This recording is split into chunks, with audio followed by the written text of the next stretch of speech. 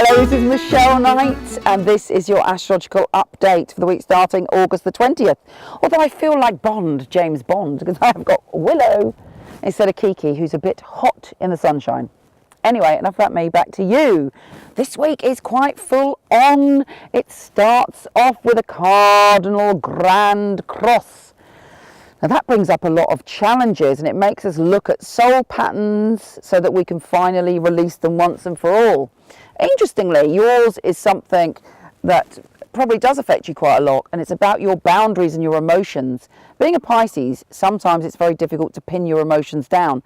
You feel things so intensely in the moment. You tune into things intensely in the moment. You can connect to people and ideas in the moment. And then, like the tides and like the fishy, you can go in a different direction. Not because you're fickle, not because you're superficial, far from it. It's just you're super sensitive to tuning into what's going on.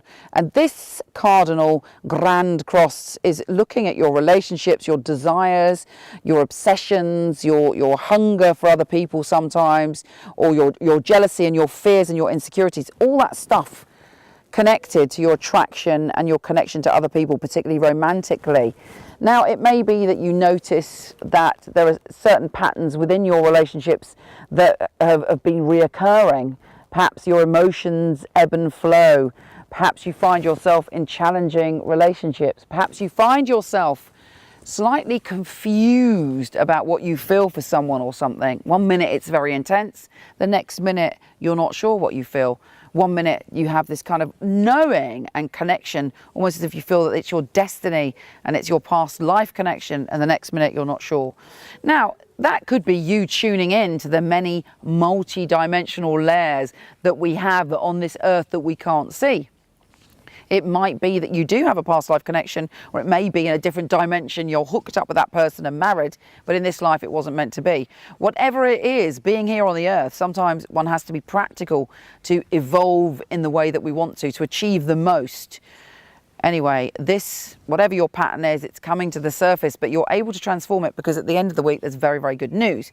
Well, I'm not saying you're definitely going to transform it, because that is actually up to you. You have the key, you'll be shown the pattern, the curtains will draw, and there it will be in front of you, and it's up to you to have the courage to take action. But what with all this Neptune in your sign and everything kicking off for you spiritually, I'm sure you'll be able to do that, and it won't be a problem at all. In fact, it will be a liberation. Now the sun enters your 7th house of relationships. So you're feeling like, I feel a little bit more confident when it comes to love this week. Mars enters your 9th, so you're feeling more adventurous. You're feeling able to spread your wings, change your philosophy, have an adventure, open up to new experiences.